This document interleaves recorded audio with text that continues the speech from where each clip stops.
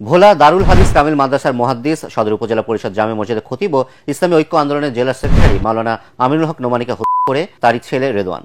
7 দিন পর হত্যার রহস্য উন্মোচন করে এ তথ্য জানায় পুলিশ। ভোলায় মোবাইল আসক্তিতে বাধা দেয় নিজ বাবাকে হত্যা করলেন তার সন্তান। আজকে আমরা জানবো আসলে কিভাবে তার বাবাকে হত্যা করলেন এবং এটা সম্পর্কে আমাদেরকে জানাবেন সৈয়দ মাহমুদ বাপ্পি ভাই, এবং আপনাদের সাথে রয়েছি আমি স্নিগ্ধা আখি। জি ধন্যবাদ আখি আপু আপনাকে, এবং আপনার মাধ্যমে নতুন সময় সকল দর্শককে ধন্যবাদ জানাচ্ছি।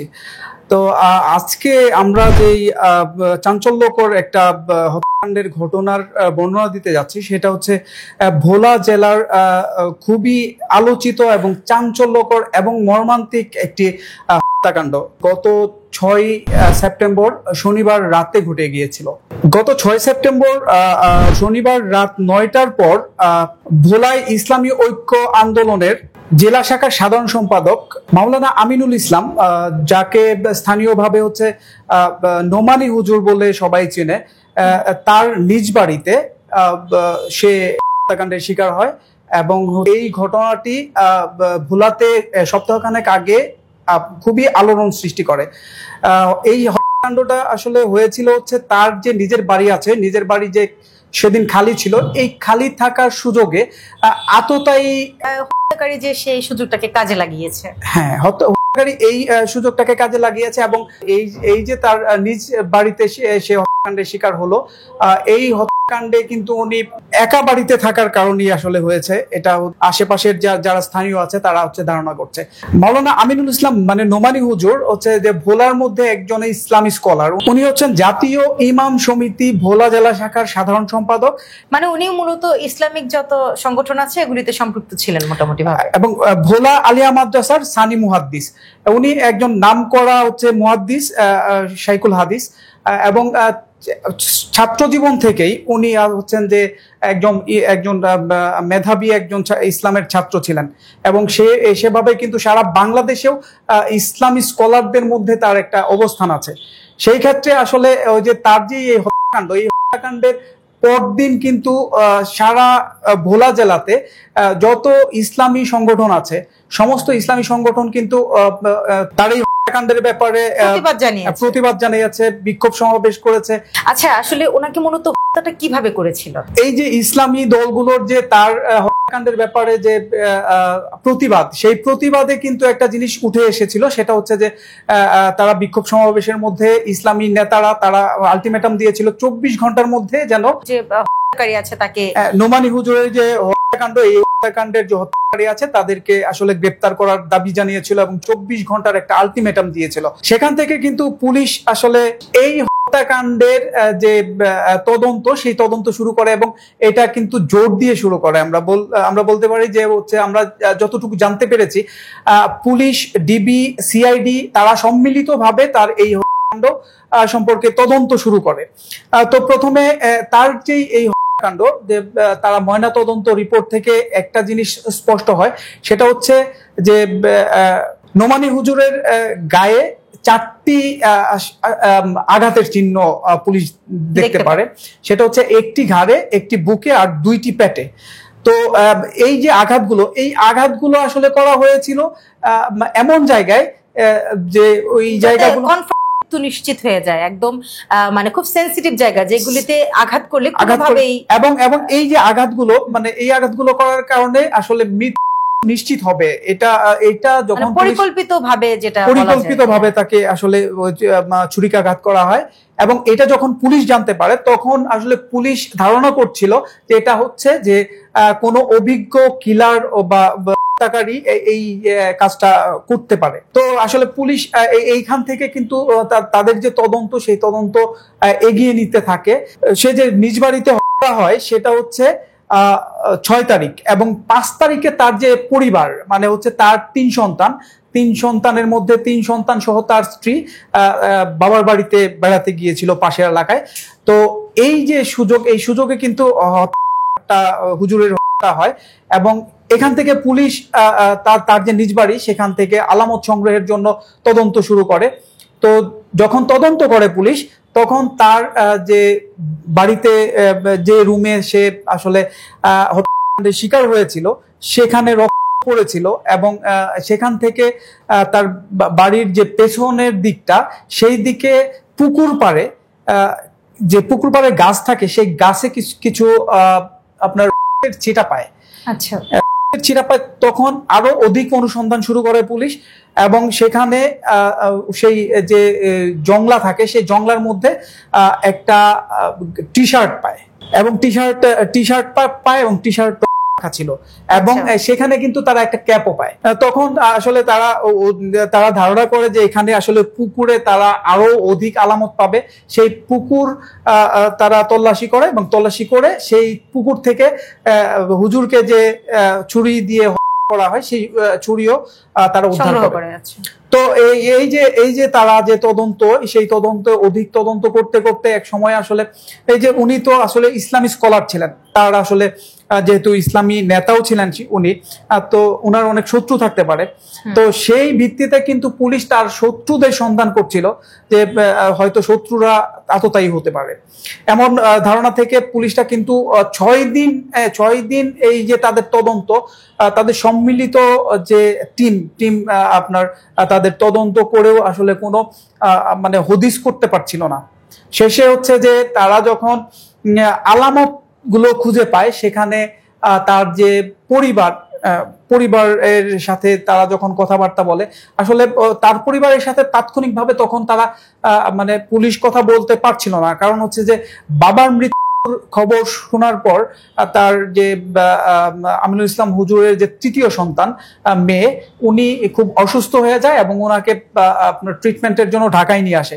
সেই কারণে তার পরিবারের সঙ্গে পুলিশ তখন কথাবার্তা বলতে পারছিল না। পরবর্তীতে যখন পুলিশ সেই পরিবারের সাথে তারা কথাবার্তা বলে, তখন তার যে স্ত্রী এবং তার যে মেয়ে সন্তান, ওনাদের সাথে পুলিশ কথাবার্তা বলে একটা বিষয়ে তারা মানে স্পষ্ট হয়, সেটা হচ্ছে তার যে হুজুরের যে বড় সন্তান অর্থাৎ প্রথম সন্তান মোহাম্মদ রেদওয়ান আহমেদ, উনার সাথে হুজুরের আসলে খুব রেষারেষি ছিল।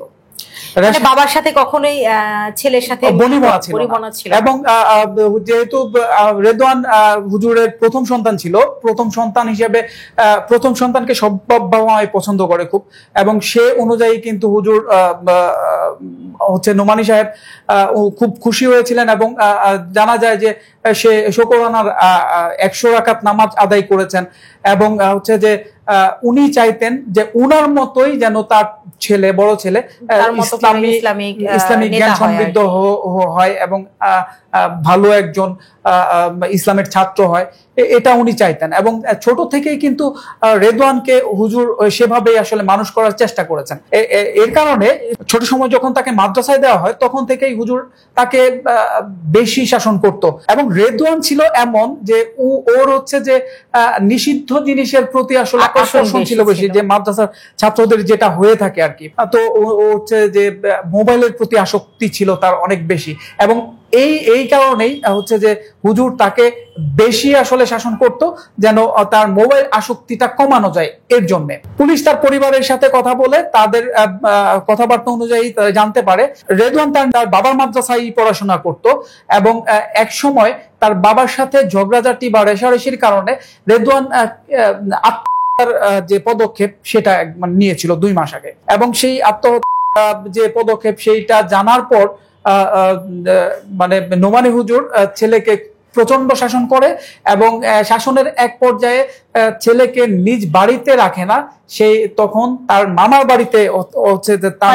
মামার বাড়িতে পাঠিয়ে দেয় এবং 2 মাস আগে থেকেই কিন্তু রেদওয়ান তার মামার বাড়িতে অবস্থান করছিল। তবে কি আমরা ধরে নিতে পারি এই যে বাবার সাথে রেষারেষি এবং তাকে মামার বাড়িতে পাঠিয়ে দেয়া, এই মামার বাড়ি যাওয়ার পরবর্তী থেকে এই 2 মাস যাবতীয় ওর বাবার প্রাণ নেওয়ার একটা পরিকল্পনা করেছে?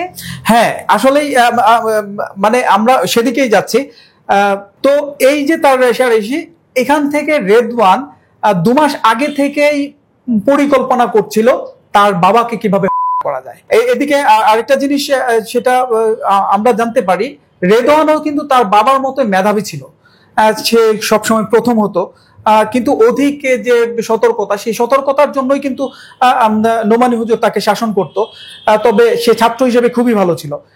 তো এই যে বাবার প্রতি তার যে ক্ষোভ, এই ক্ষোভ থেকে কিন্তু সে তার যে তার পরবর্তী যে তার মন মানসিকতা, তখন থেকেই কিন্তু সে তার বাবাকে হত্যার একটা প্ল্যান করে, এবং তখন সে বিভিন্ন ক্রাইম সিরিজ গুলো মুভি দেখে এবং যে পরিকল্পনা, সে পরিকল্পনাগুলো আঁকতে বিভিন্ন থাকে ধরনের আইডিয়া এবং সে এটা হচ্ছে যে রিসার্চ করতে থাকে যে মানুষকে কত সহজে মারা যায় এবং কোথায় কোথায় মারলে মৃত্যু সহজে নিশ্চিত হয়ে যায়।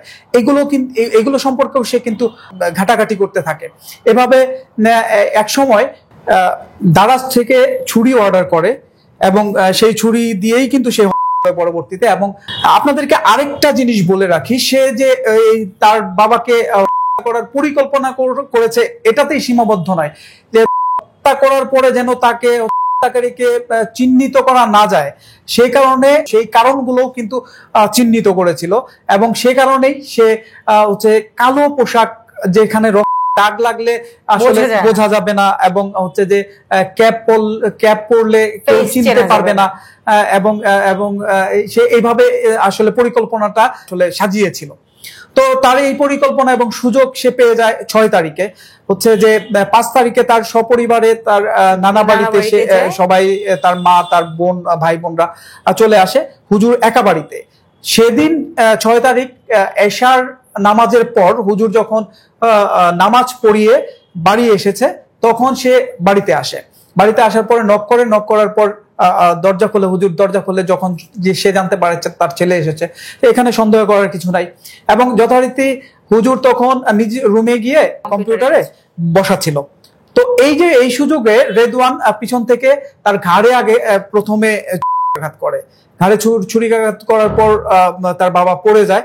পড়ে যাওয়ার পর কিন্তু উনি বুঝে ফেলেছিল তার ছেলে তাকে করতে যাচ্ছে।